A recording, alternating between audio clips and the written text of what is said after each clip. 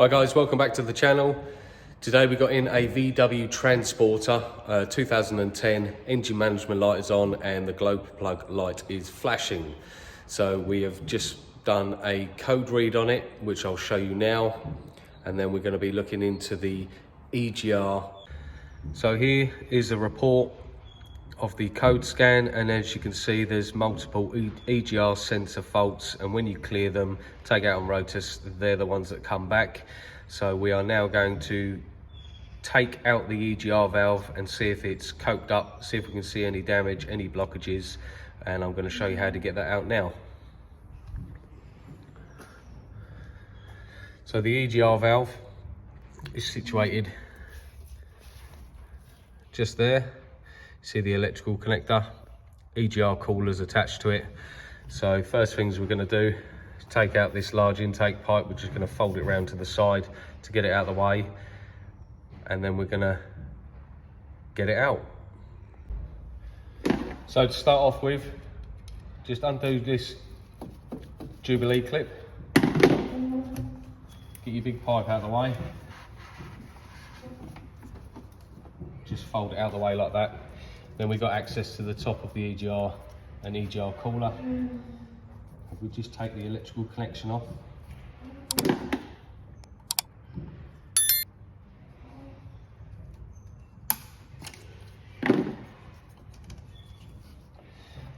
Then we're going to take this top hose off of here and the vacuum line off of here.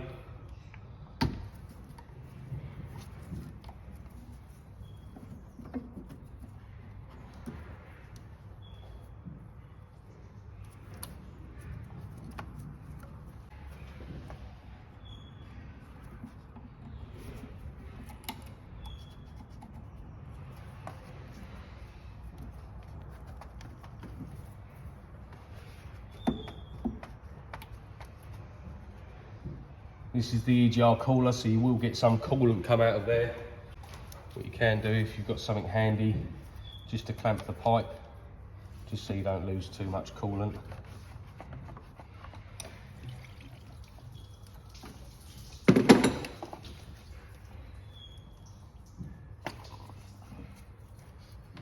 We'll just tuck that out of the way.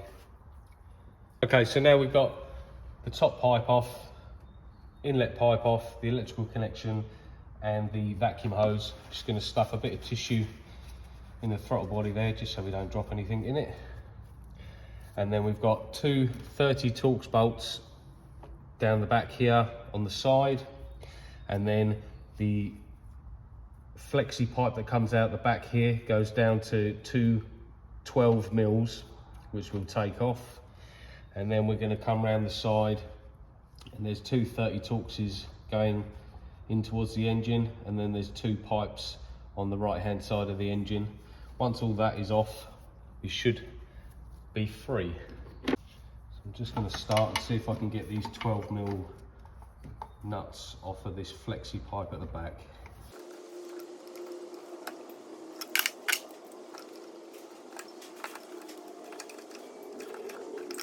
And they are very tight.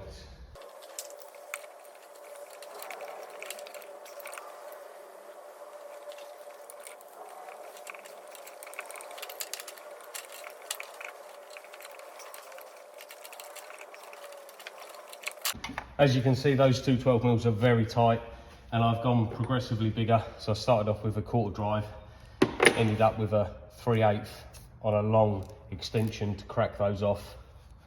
Once they're cracked off, they're absolutely fine.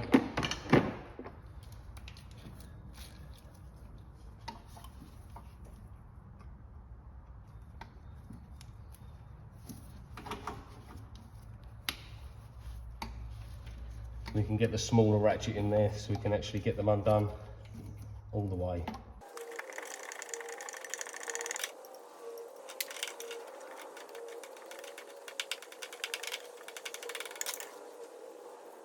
So that's your two 12 mil nuts off of this flexi pipe at the back here, and the reason we take them off at the 12 mils, and we're going to bring it out with the EGR valve and the cooler, because the other two bolts are even harder to get to.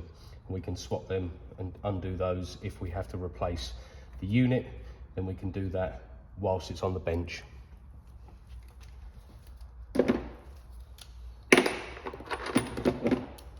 So now the two 12mm are off of there. We've got two 30 Torxes just down the side here.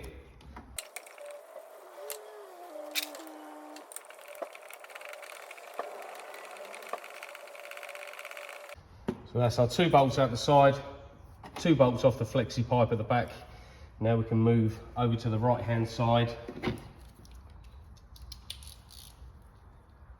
where we've got a flexi pipe and a water pipe, and we're going to take them both off for now.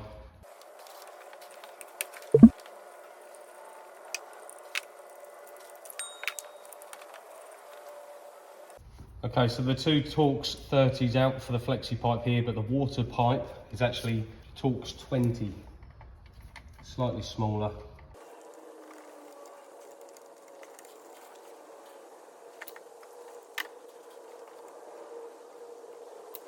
Now this pipe here, once it's undone, just push it back and tuck it out of the way.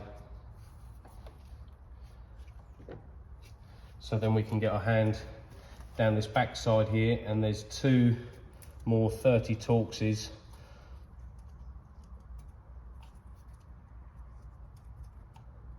Which once we undo those, then we should be free. You can't see anything back there. You can either use a mirror or you can just feel with your hands.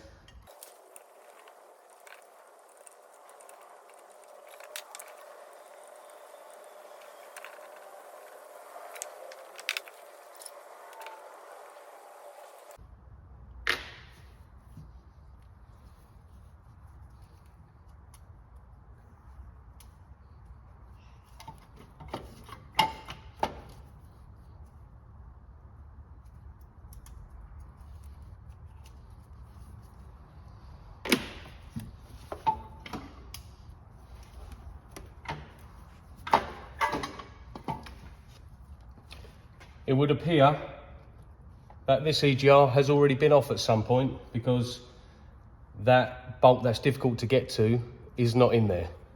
As you can see, it is now completely free.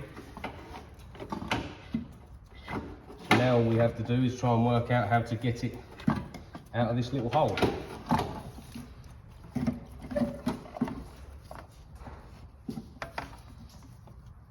Just like that. A second bolt goes just there. And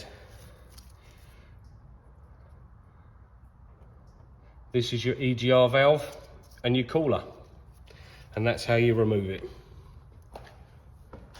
Inside here,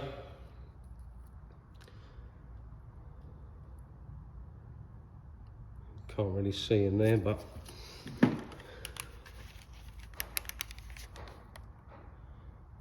there is the plunger. You can see it's all coked up. So what I think is happening is it's not seating properly, either in the open or the closed position. And that's what's putting our code on.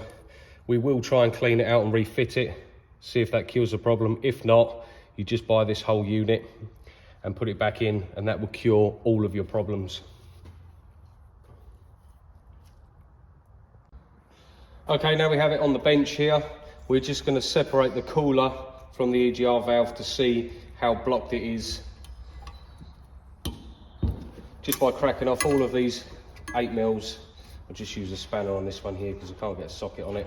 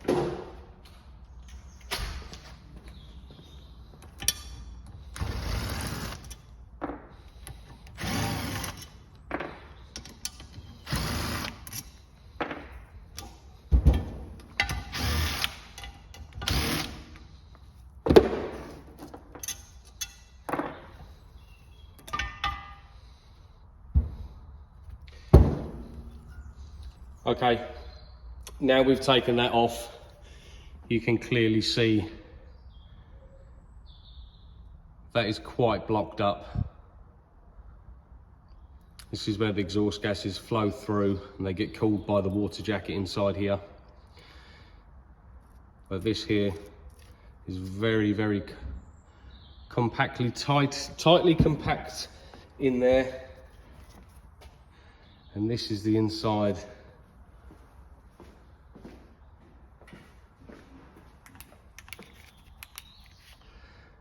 As you can see, that is very coked up inside there. And on the actual shaft there as well. We will try and clean it out for the customer and put it back on, but as experience shows, getting this clean all the way through is an absolute nightmare, because that'll be blocked from here all the way down to here, and getting those cleaned out is a nightmare. But we will try some chemical and foam cleaners and all of that sort of good stuff, and we'll put it back on. If the same codes come up, we will just recommend that a new unit is fitted, and that will 100% cure his fault. Okay guys, I'm going to end the video there. That's just a quick video on how to remove the EGR valve / cooler from a Volkswagen Transporter 2010 model. If this one does need a new one, we will fit a new one, no problem at all. Just have to remember to put all your gaskets back in, do everything up tight, and then we have to redo the adaptions for the new EGR valve, and then run a test on it, make sure it's running okay before we send it back out. Thanks for watching. If you found it useful, please give it a thumbs up, hit that subscribe button, and I'll see you in the next one.